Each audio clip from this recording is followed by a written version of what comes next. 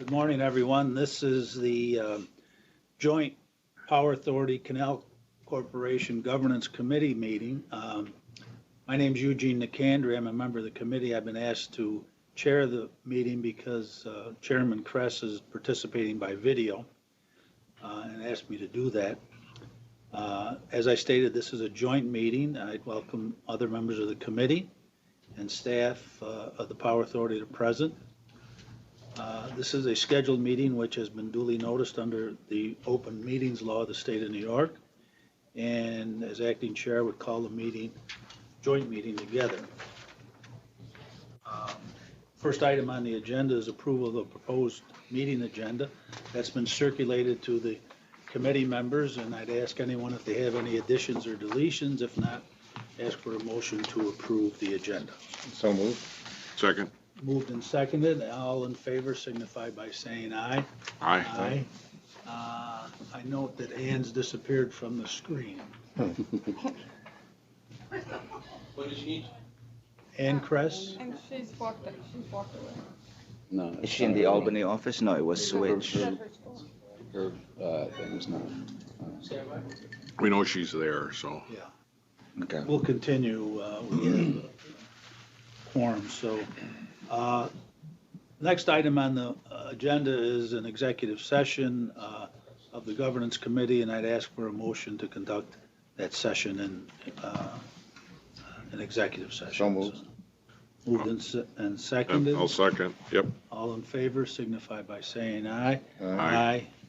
We're going into executive session. I don't anticipate will be very long, but we'll come back in and reopen an open session after we conclude that executive session.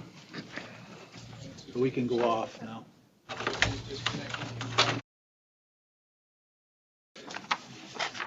Can we have a motion to resume the meeting in open session? So moved. Second. Moved and seconded. Any discussion? If not, call the question. All in favor signify by saying aye. Aye. Aye. Motion carries. We're in open session. Next item on the open meeting session agenda is the consent agenda. That's been circulated to the members of the committee, and unless anyone has a request to move it to the discussion So agenda. moved. I move to adopt the Move consent adoption of the consent agenda. Okay. Moved, second. Second. All in favor signify by saying aye. Aye. Aye, consent agenda is adopted. Next item is the discussion agenda, and the first thing is the appointment of the EVP, Executive Vice President and Chief Commercial Officer. Gil? Thank you, Judge. Good morning, trustees and members of the governance committee. We are thrilled to report to you and to advance a resolution to approve the appointment of Sarah Salati to become our Executive Vice President and Chief Commercial Officer. As background, as you know, we had a vacancy earlier this year when Jill Anderson left for the West Coast, and we conducted a nationwide search for the EVP and Chief Commercial Officer. It's an extremely important position at NYPA. It deals with both our wholesale operation and our retail or customer energy solutions related operations. If I could just ask Christine Pissell to just say a little bit about the search process, on how extensive, how many candidates we considered and interviewed. We retained a search firm to conduct the search. We had about probably 300 candidates apply. Out of that 300, maybe sort of 10 rose to the top that we sort of really vetted and worked through. And Sarah was the most qualified out of the group, but we got a lot of resumes for this search across the board in terms of experience and background. The business unit is diverse, it's big, so I think that kind of lent to a lot of applicants with various skills, maybe not all on point, but Sarah was selected in, I think, just a few months, so it was a it was a good search in terms of the volume and the candidate pool. So. And Sarah, if you can just say a little bit about yourself to the board.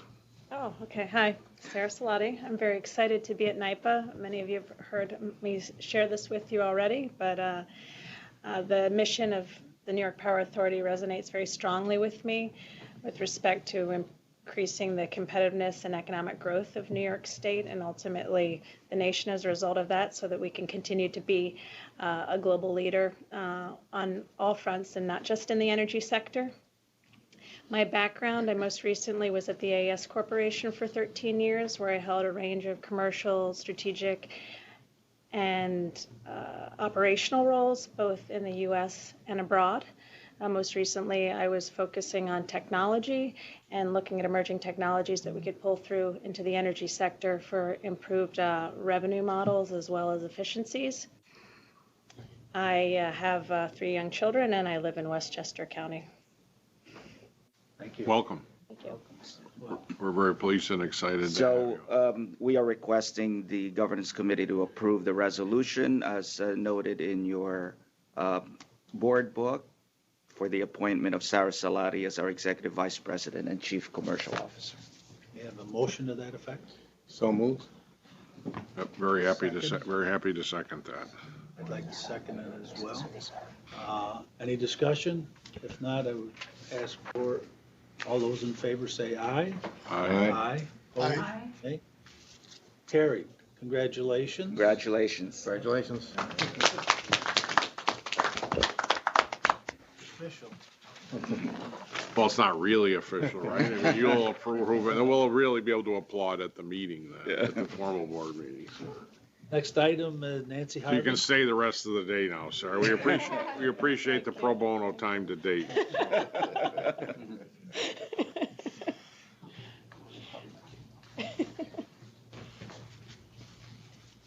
Next up, oh, I'm sorry. Good morning, everyone. You have slides. Morning, trustees, members of the Governance Committee. I'm Nancy Harvey, Director of Civil Rights and Inclusion, and I'm pleased to present the Diversity and Inclusion Update of NYPA and the Canals Corporation. Our commitment to create and maintain a diverse workforce in which everyone feels valued is unwavering. From our CEO and President, Gil Quinones, to the members of our Executive Management Committee, to employees enterprise-wide, we celebrate and leverage differences to drive a culture of innovation and growth. The slides were sent, so I'm sorry, they're not up. If you think about the iceberg for a minute, diversity represents the portion of the iceberg that is visible, as well as the part that is submerged. And in the workplace, we can see readily available and we can see the tip of the iceberg that's visible. And so you see the attributes that people have: race, gender, age. And then there is the submerged portion that emerges via interaction and conversation with each other. And through those interactions, we get to see aspects and acquired traits that represent the whole person. So you get to understand religion, sexual orientation, mental and physical conditions, abilities, prior experiences and skills, thinking styles, and educations. So, diversity is not just what you see, it's a collection of all these attributes. A diverse workplace does not simply hire workers from various age groups and balance its ratio of men to women. Rather, it includes people with different experiences, varying personalities, and different levels of experience and skills to foster creativity and offer a range of viewpoints and ideas. Inclusive, diverse workplaces make all our employees feel comfortable being themselves because the things that make them different are respected and valued. By encouraging diversity in all aspects of NYPA and Canals, from recruiting to cultural competency training, we aim to be the company of choice in the utility and energy industry for applicants and for employees from all walks of life. The culture here of inclusion makes for an engaged and competitive workforce that will be on the cutting edge of innovation, and that's very important to us as we try to become, or as we work to become, the first digitized, end-to-end digitized public utility. So putting D&I into practice is a responsibility we all share, and we take a top-down, bottom-up approach for 4 areas that we focus on. And that will help move NYPA into the space where it is the employer of choice and the leader in the energy and in the D&I space. So the first area, there was a slide that had 4 areas of focus. And the first area that we focus on is showing the commitment and support from leadership, that is the president and CEO, as well as EMC, as well as senior staff. The commitment is strong, and the support is demonstrated through the establishment of my office, the Office of Civil Rights and Inclusion, and the commitment to resources to facilitate the development and implementation of a strategy, to drive awareness enterprise-wide, and procure and deliver training modules. Our president and CEO and EMC readily embraced engaging employees through our employee resource groups, which I'll talk about later, by acting as executive sponsors. Their demonstrated commitment has cascaded the culture of inclusion downwards and across the organization and resulted in increased employee engagement. Everyone is accountable for adopting and embedding a culture of inclusion. And next year, in 2019, we will establish a D&I committee to measure progress and change across the company. An inclusion culture is everyone's responsibility, so we identified education and training as another area of focus.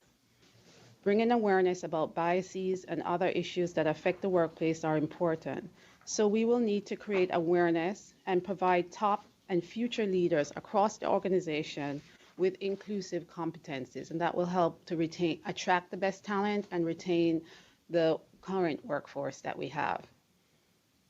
Through education and training, we will also be able to identify and manage potential areas of bias and be able to have challenging conversations and co-develop solutions with our staff.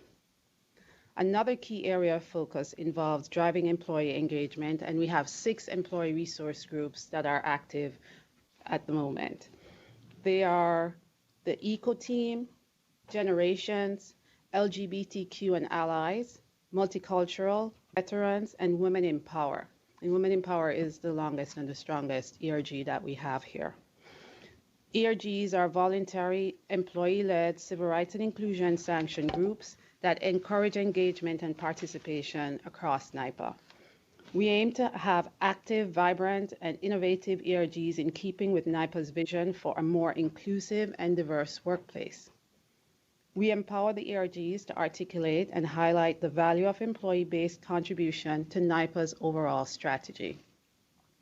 Through partnerships and collaborations, both internal and external, ERGs increase cultural competency, strengthen internal business partnerships, develop subject matter experts in the membership, and refine professional development, which is key for us.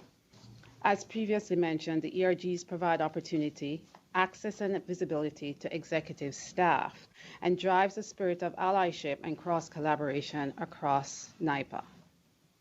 Training and education are key areas, as our ERG leadership support. However, removing bias from systems and programs are also important ways to embed diversity and inclusion in our company. For example, an LGBTQ co-chair reviewed and updated our employee policies to ensure the policies were equitable and reflected friendly, inclusive language. Our efforts include partnering with key stakeholders such as recruitment and talent development, with the knowledge and the goal of reviewing the talent process through a D&I lens. So we'll look at hiring, promotion, performance management, leadership development, succession, and compensation. Ultimately, we want everyone to consider diversity and inclusion as part of the corporate infrastructure. We want it to be viewed like IT, compliance, and security. It must be practiced by everyone and owned by all leaders. It's not just the responsibility of HR, in other words, it's everyone's responsibility. business and cultural issues have made D&I important to NYPA and to Canals. Given culturally diverse staff, employees are naturally interested in and impacted by a workplace that values difference. D&I therefore touches issues of employee engagement, fairness, even human rights and social justice. As a growing body of research indicates that diverse and inclusive teams outperform their peers, which is important, and as the leading innovative public energy company focused on reimagining our canals and becoming the first end-to-end digitized public utility, we must continue to champion diverse talent. Without a strong culture of inclusion and flexibility, the team-centric model comprising diverse individuals may not perform well. Longer careers equals a broader generational span, and we have that here in the workplace. Everyone expects and demands equal treatment. So D&I can address these and other issues, including facilitating communication and increased collaboration across each group. Bottom line, as an engaged workforce where everyone feels valued and safe to bring their whole selves to work, it will result in the increased ability to attract top diverse talent, retain a diverse workforce, and drive innovation in the energy industry. And I did have a slide that spoke about some of the things that we've achieved over the past year. Of note, we had the Women in Power it's very celebrated, the very first Women's Leadership Conference. That was presented by the Women in Power group this year. We did launch the first LGBTQ ERG and celebrate for the first time June as LGBTQ month.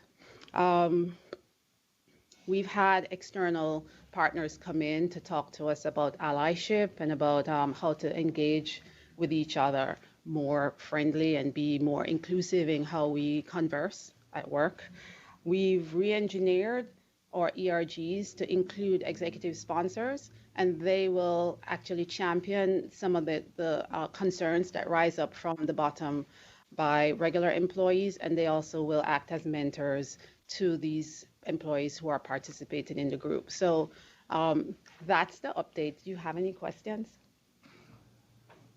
My professional experience has been listening to what's said and observing what's not said. Yes. You mentioned the support you've gotten from the executive committee and stuff like that. My question is whether you didn't mention any support from the board of trustees. And the question is whether I'm listening to something that you're trying to say, or do you feel that you get this kind of support from? Well, let me say this. I apologize for overlooking the board. The support comes from Gil and EMC, and I made the assumption that without the backing of the board, my office would not be approved. I wouldn't be standing here today. So yes, leadership starts at the very top, and it does start with the board. So this is my first time presenting to you, but I do fully understand that I have the support of the board. Yeah, coincidentally, when I went through my notes, and what I scribbled on that slide was board, so please include. I agree with, the judge, your point starts at the very top. Please ensure that the organization knows that as a board, frankly, we consider ourselves to be a diverse and inclusive group, as a board, and certainly are more than supportive of your focus, your mission, your objectives, and, we're advocates for you as well. So don't say that in a self-serving way. Say that to further underscore the commitment and the support you have as you advance this across the organization. And it has been communicated to me by Gil and by Christine and others that this was important to the board to get this initiative going and to continue to work towards building a diverse workforce and really embedding an inclusive atmosphere and culture here. Great. Any other questions and answers? Happy to see, proud to see it. So appreciate, the efforts and your leadership. Thank you, and thank you for your commitment to this as well. Thank you, Nancy. I think that's it, Judge. Okay, the next meeting of the board, or the committee, is scheduled to be determined. Do you have a motion to adjourn the committee meeting? So moved. Second. All in favor? Aye. Aye. Meeting's adjourned.